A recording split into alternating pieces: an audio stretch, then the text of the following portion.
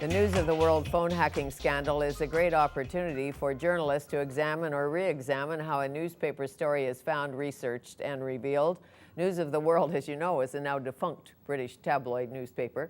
International allegations abound and inquiries are ongoing, a scandal to be reckoned with for sure. Jonathan Manthorpe is the Vancouver Sun's International Affairs Columnist. He's an award-winning foreign correspondent, political correspondent. He has been following this story, of course, along with the recent tragic terror attacks in Norway.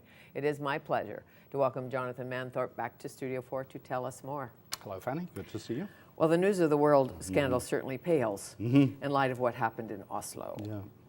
There's a quite appalling situation, and really beyond imagination of what was driving this character. I mean, he's produced a 15,000 or 1,500-page manifesto railing against immigration, and he says that he attacked the Socialist Party government as a demonstration of everything that was wrong in Norwegian politics.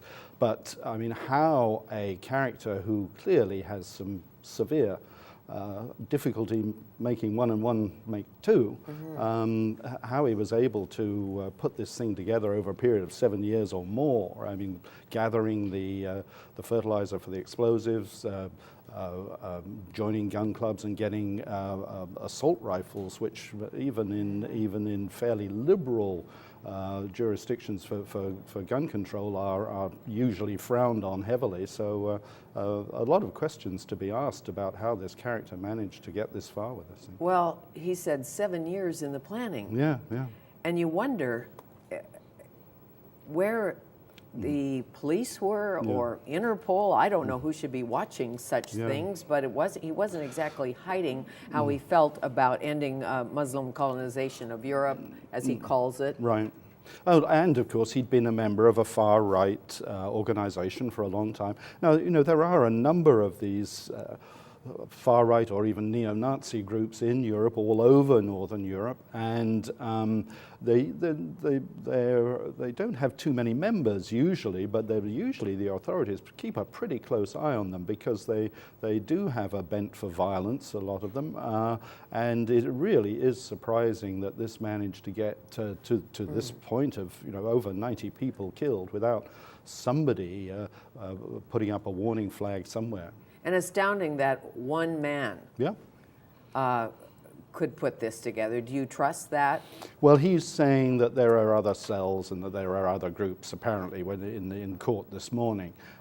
We don't know at this point. I mean, presumably the Norwegian police are now scurrying around like mad to try and find any links. But at the moment, we don't know. At the moment, it looks like the work of one person, yes. Yes, in Norway itself, a soft target, as very they call much it, so. in the terrorist business. Oh, very much so. I mean, you know, I've been there a few times, and you know, this is a place where ministers' home numbers are in the phone book. A few years ago went with a Norwegian friend of ours to the Lofoten Islands on the Arctic Circle. There, stayed in a fisherman's cottage. In the next cottage was the Queen was staying. You know, adjacent cottage, and when her equerry came round and said, "Look, please don't make it widely known," and we said sure. But there wasn't a lot of security? Well, she had a couple of guys with her, but she was going hiking in the hills, and that was it. You know, she rented the fisherman's cottage next door to ours. So, well, you live in heady circles. No, not really. But I'm just thinking, why your fellow countrymen? You know, if it's an anti-Islamic drive, trying to create a white European jihadist. Oh, well, who Why knows? kill your own? I mean, we really can't know what was going on in the mind of this guy. He's insane. Well, in my humble opinion. In one way or another. I mean, certainly, you know, the electric links aren't framed the same ways that yours and mine are. But I mean, he seems to have felt that if he could create the sort of disaster for the ruling Labour Party, that they would change their tack on immigration.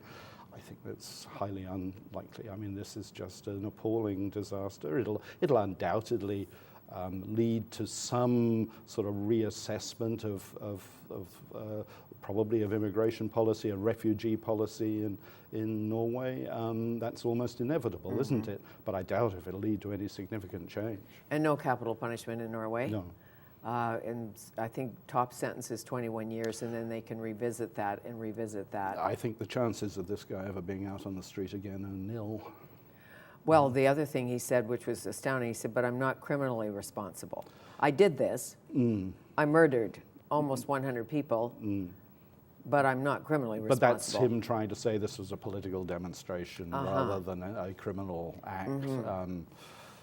Nonsense. It was heartening that the judge closed the court so he couldn't get any more press, so to speak. Right.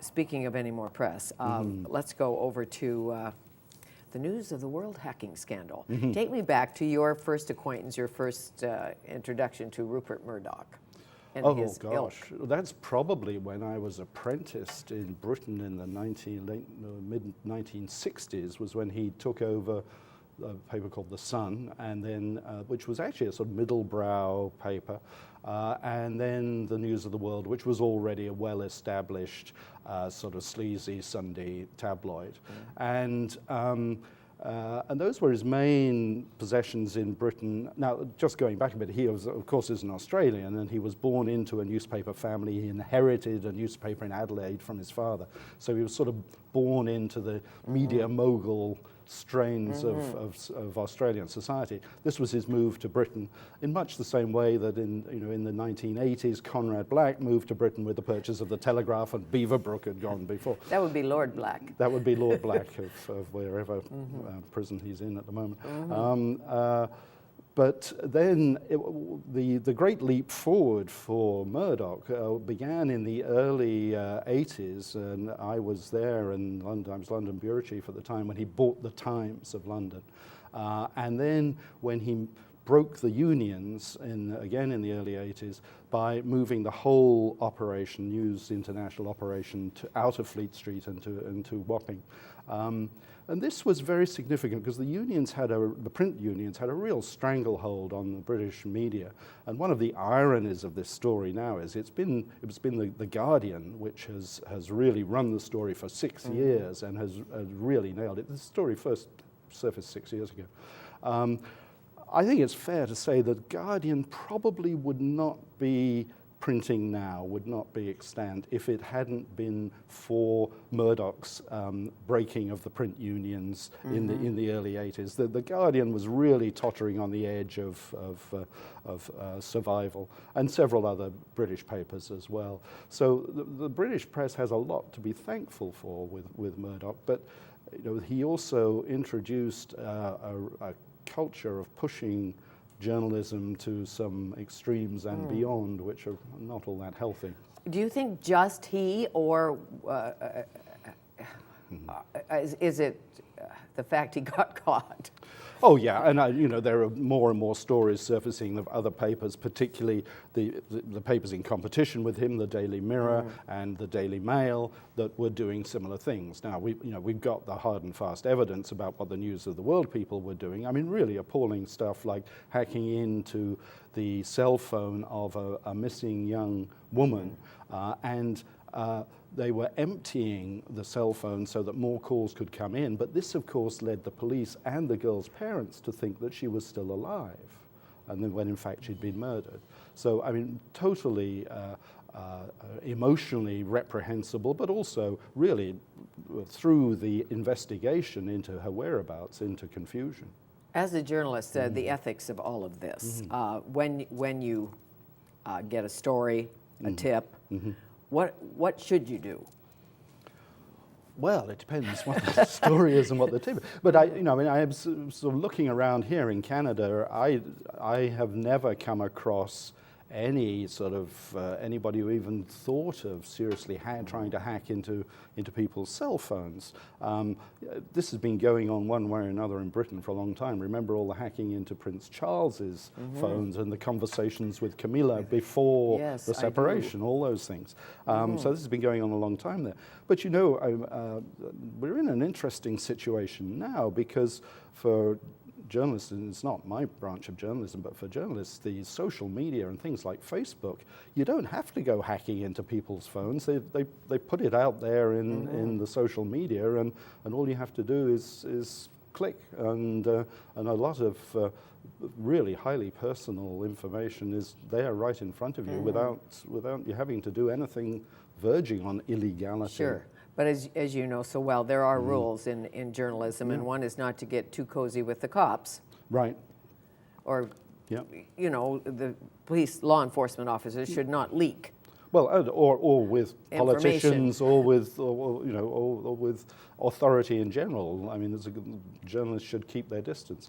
Now, I think that this is one of the interesting areas about where this story goes from here, because, of course, if it is shown that News of the World or other News International journalists bribed the police, this may well be actionable in the United States, because Murdoch is now, of course, an American, and News International is an American-based company, and things such as bribery by American companies abroad are under circumstances actionable in the U.S. And tough courts down there, as you know. As we know, they're a little tougher on commercial malfeasance than we are, or the British are. You notice. We notice. And of course, one of the reasons why the New York Times has been running with this story like you wouldn't believe, I mean, way out of proportion for the general interest of this story for the American readers, is that they see this as impinging on their main competition in New York, the Wall Street Journal, which is also, of course, owned by Murdoch. And, of course, on Sky TV, which is also owned by Murdoch, and, of course, the New York News, Daily News, which is a Where's Fox News in all of this? I'm sorry, Fox. Fox, that's what I thought. That's what so I meant. he Sky has is Fox, the, and Sky they is, could be doing, yeah. I mean, you don't know if a mandate came down from on high and said, you do whatever it takes to get the story, whatever it takes. Well, that's right. We don't know, but clearly the culture was created. Whether Murdoch or his son James, who seems to be the operational character at this point, whether they said, as you say, do what it takes, they certainly created a climate where that was deemed acceptable. Yes, you wrote an interesting column last week about listening to China, and when we come back, we'll talk about that. Okay. Jonathan Manthorpe, my guest, he's a foreign correspondent, political correspondent, seasoned, award-winning journalist.